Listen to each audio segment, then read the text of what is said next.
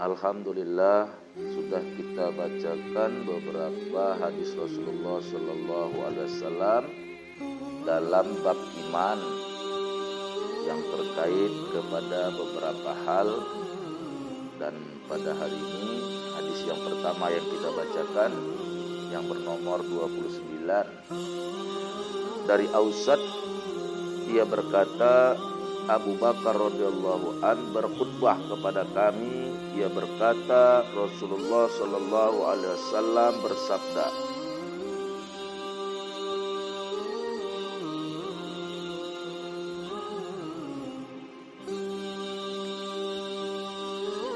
Rasulullah berdiri di tempat aku berdiri ini pada tahun yang lalu.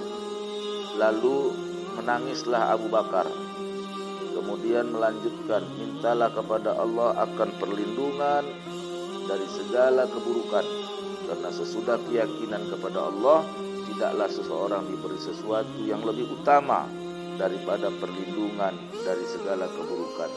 Hadis Rawi Ahmad jilid 1 halaman 3. Hadis ini menggambarkan bahwa Rasulullah berdiri di tempat di mana Abu Bakar itu berdiri di pada suatu tempat. Lalu menangislah Abu Bakar. Kemudian melanjutkan, mintalah kepada Allah akan perlindungan dari segala keburukan, karena sesudah keyakinan kepada Allah tidaklah seorang diberi sesuatu yang lebih utama daripada perlindungan dari segala keburukan. Nah, bab yang terkait dengan iman kepada Allah itu bahwa kita meminta perlindungan hanya kepada Allah. Meminta perlindungan hanya kepada Allah, dan hanya Allah yang bisa memberikan perlindungan kepada kita. Jadi disuruh kita minta perlindungan. Kemana kita meminta perlindungan? Dalam bab iman, mintalah perlindungan kepada Allah. Jangan minta perlindungan kepada manusia. Berlindunglah kepada Allah. Jadi salah satu cabang iman itu, seperti sudah kita jelaskan, kata Nabi, 70 cabang iman itu. Ya. Yang paling tinggi la ilaha illallah, yang paling rendah menyingkirkan duri dari jalan dan malu sebagian daripada iman. Maka ya, cabang iman yang lain itu adalah berlindung kepada Allah, meminta perlindungan kepada Allah. Jadi Allah bukan sekedar diyakini keberadaannya, ya, bukan diyakini saja semata-mata Allah cuman menciptakan makhluknya, tetapi harus diikuti lagi dengan rasa kita memohon perlindungan hanya kepada Allah. Hanya Allah yang bisa melindungi kita, hanya Allah yang bisa menyelamatkan kita. Jadi cabang iman yang lain cuma meminta kepada Allah agar Allah menjadi pelindung. Dan tidak ada sebaik-baik pelindung kecuali Allah. Kalau manusia ingin berbuat zalim kepada kita, Allah melindungi kita, tidak akan sampai kezaliman itu. Karena dalam kehidupan ini banyak juga orang yang mau berbuat zalim kepada orang lain, ingin merugikan orang lain, ingin menjatuhkan orang lain. Banyak. Ada manusia-manusia seperti ini. Apakah tujuannya ingin mendapatkan uang? Apakah tujuannya ingin mendapatkan harta? Maka kita berlindung kepada Allah. Maka Allah menjadi pelindung kita. Maka semua itu tak akan sampai kepada kita. Tak ada yang sebaik-baik pelindung. Jadi sehebat apapun kejahatan dan kezaliman orang yang mau disampaikannya kepada kita, yang diarahkannya kepada kita, tapi kalau kita dalam perlindungan Allah, maka semua itu akan musnah, semua itu akan gugur, tidak akan sampai kepada kita. Jadi dalam hidup ini biasa itu persaingan, pertengkaran, ketidaksepahaman, dan terkadang orang-orang yang seperti ini melanjutkannya dengan kezaliman. Dia akan senang kalau lawannya itu mendapat kerusakan. Maka dia buatlah hal-hal yang merusak.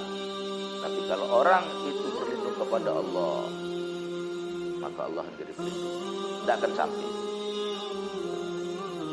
Ada orang berniat ingin memalukan orang lain, tapi Allah yang memalukan orang itu.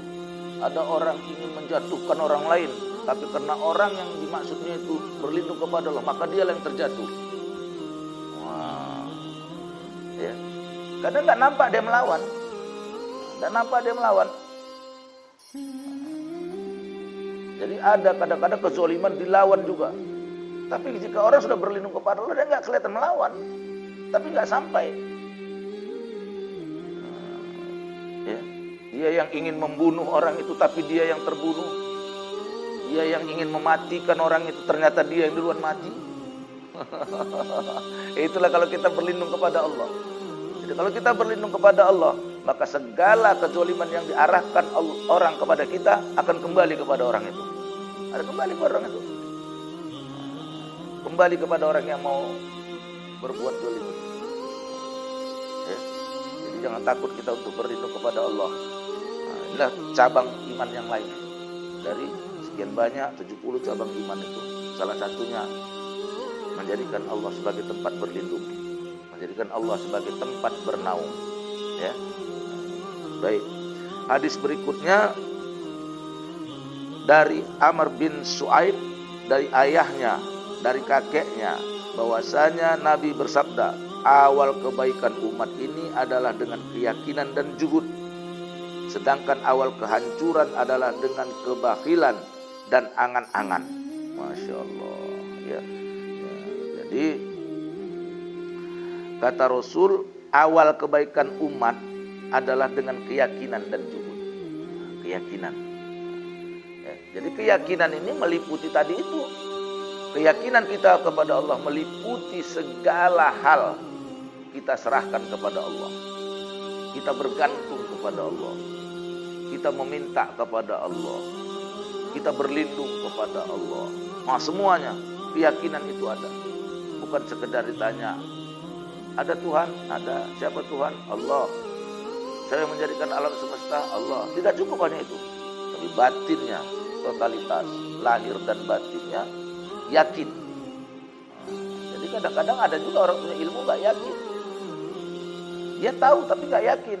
Jadi di atas tahu itu, di atas ilmu itu yakin. Tahu dia ayatnya, Bismillahirrahmanirrahim, dengan nama Allah yang Maha Pengasih lagi Maha Penyayang. Allah yang pengasih, Allah yang penyayang. Kalau sudah Allah kasih, Allah sayang sama kita, tidak usah takut kita. Orang mau berbuat kayak manapun kepada kita tidak akan sampai.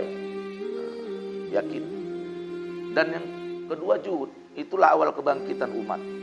Awal kebaikan umat. Ya, keyakinan dan juhud. Apa juhud? Juhud itu sifat tidak terlalu keduniaan. Nah, juhud itu kira-kira meninggalkan keduniaan. Itulah juhud. Nah, jadi dunia itu apa adanya saja, tidak terlalu dikejar-kejar kali. Nah, itulah juhud itu. Apa adanya saja. Jadi sifat juhud itu adalah sifat apa? Sifat menghindari hubud dunia, cinta dunia, terlebih-lebih, berlebih-lebih cintanya kepada dunia. Nah, itulah juhud tadi. Jadi juhud itu sifat yang tidak terlalu mengharapkan keduniaan ini. Sedangkan awal kehancurannya adalah dengan kebakhilan dan angan-angan. Jadi yang mungkin kehancuran umat ini apa? Kebakhilan, pelit. Nah, bakhil ini pelit. Bahlul itu pelit. Ya kan? Nah, bahlul, pelit. Dan angan-angan. Banyak angan-angan. Sudah pelit, berangan-angan banyak lagi. Itulah awal kehancuran umat, kata Rasulullah. Hadis yang berikutnya yang kita baca bernomor 31 dari Umar bin Khattab. Dia berkata, Rasulullah bersabda, jika kalian bertawakal kepada Allah dengan sebenar-benar tawakal, niscaya kalian akan diberi rezeki seperti seekor burung diberi rezeki. Pagi-pagi ia pergi dengan perut kosong dan sore harinya ia kembali dengan perut kenyang. Nah, ini salah satu sifat rezeki. Ya, jadi sifat rezeki itu macam-macam. Ya, nah, di sini dijelaskan oleh Rasulullah, jika kamu bertawakal, berserah diri kepada Allah, ya, maka Allah akan memberikan kepadamu rezeki seperti seekor burung diberi rezeki. Jadi rezeki seekor burung itu, Ya. Rezeki seekor burung itu dia pergi pagi dalam keadaan perutnya kosong, mencari makan, nanti sore hari dia pulang sudah kenyang perutnya. Nah, jadi artinya di sini rezekinya itu dicari, ya kan?